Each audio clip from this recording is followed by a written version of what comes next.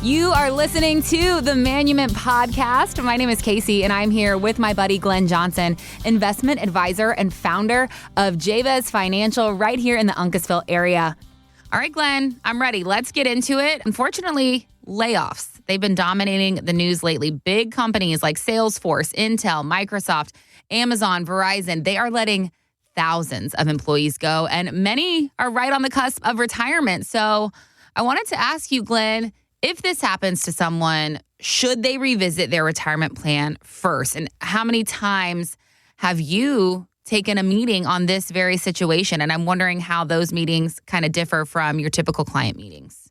You know, it's funny. I'm just now reminded of the cover of an article that I read. I think it might have been in Success Magazine when I was in my 20s. And the title of the article was "Finished at 40." Meaning, it was talking about how a technology trend could just wipe out a complete industry. And when somebody's deep into their career, what do they do when the rug gets pulled out from underneath them? Mm-hmm. And it was along that time that I was listening to this cassette tape by Charles Plum. And I remember it vividly because it was so impactful. And he tells his story about how when he was a World War II fighter pilot and he got shot down, and when he got shot down, he said the enemy was shooting at him. So he ejected, his co-pilot ejected, and on their way down, the enemy's shooting at him. And he said, you know what? When you're dodging bullets, it's tough to come up with a long-range plan. Mm-hmm. Right? So what he did is, first thing he did is he looked up and started checking his panels. He was counting the panels in his parachute. And then you start looking at, well, where's the best place to land? And establishing connections.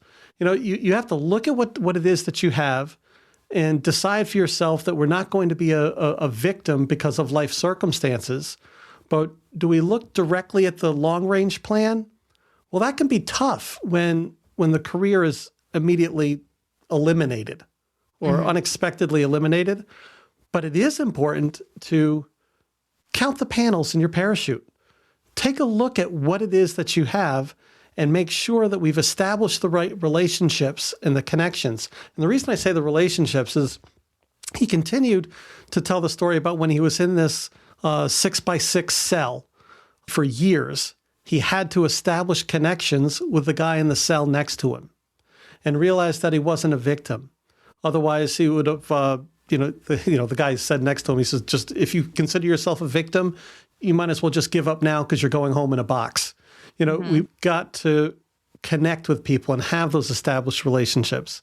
And when we take authority over our mindset, our attitude, and our thought process, then we can remain focused on the desired outcome.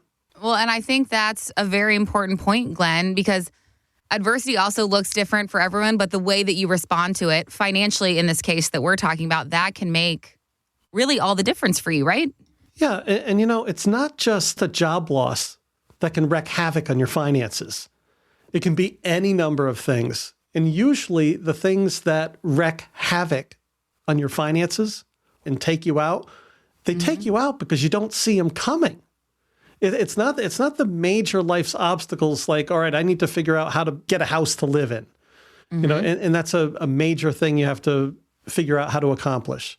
It's the things you don't see coming that knock you off.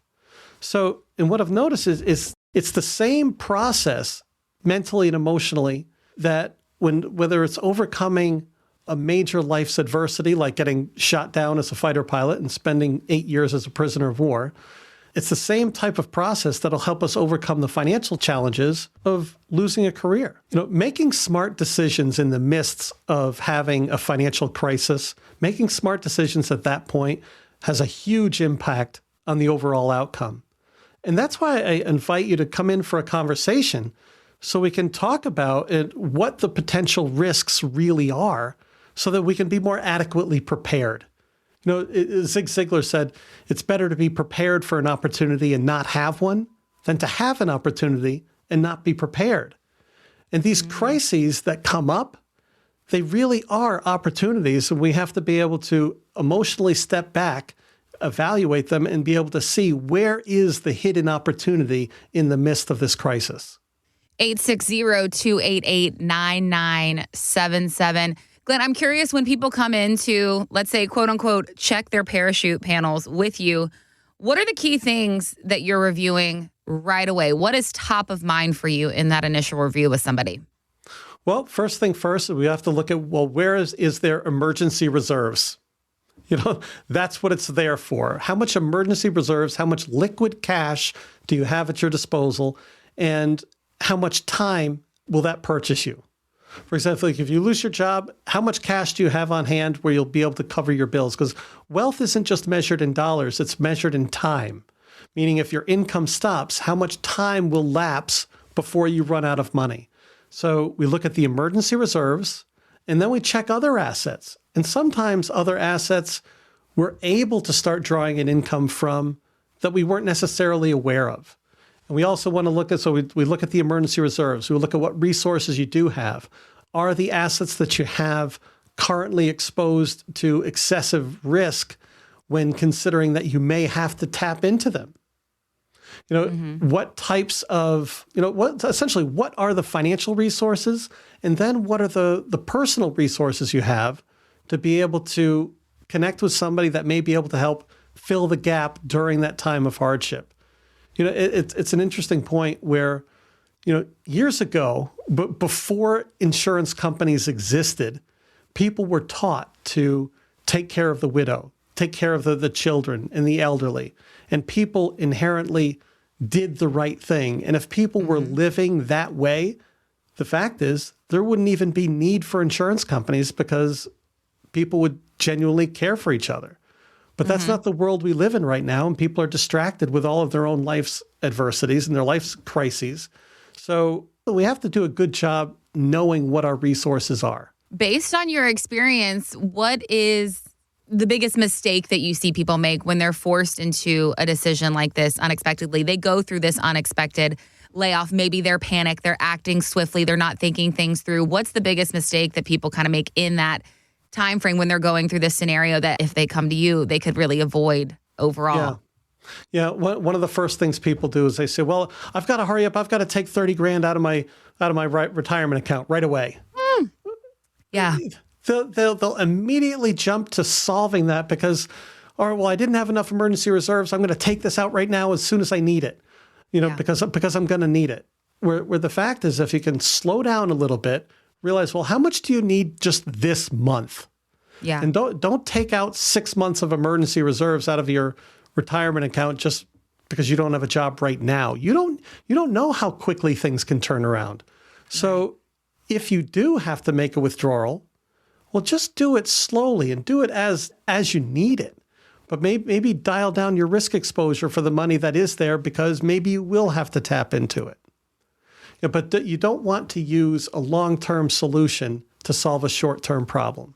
Well, because there's a ripple effect and, they're thinking this is going to solve my issue right here, right now, this month specifically. They're not thinking about the bigger picture, the long-term ripple effect. And that's kind of where somebody like you can come in and help them with that second set of eyes, see that bigger picture.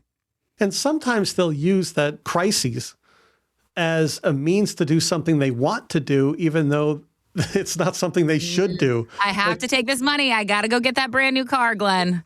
Well, either that or they'll say, well, you know what? I'm just going to take all this money now and I'm going to finish paying off my house, or I'm going to take all this money and pay off all these other bills. I'm just going to make some major financial move so they can feel better.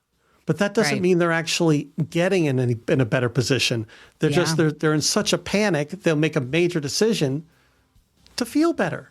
And the fact is, when you step back, get some advice, and make smart decisions in the midst of it, then 6 months down the road, now you're actually you've grown in confidence because now you can say, you know what, I'm not the kind of person that screws things up when I'm in the middle of a hardship.